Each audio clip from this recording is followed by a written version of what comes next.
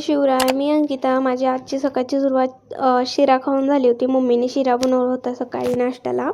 नंतर मी माझं उलनचा गणपती राहिला होता बनवायचा लग्नाच्या वेळेसचा. मग अर्धावट होता तो मी विणत होते आणि माझ्या लग्नाचे पण सगळे उलनच्या वस्तू मीच विणलेल्या आहेत.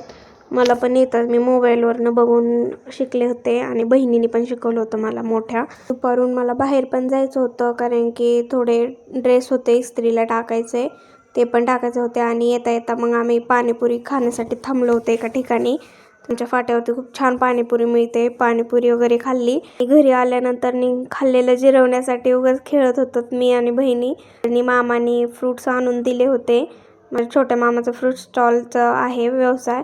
मी फ्रूट्स दिले होते आणून, आंबा वगैरे, केळी भरपूर.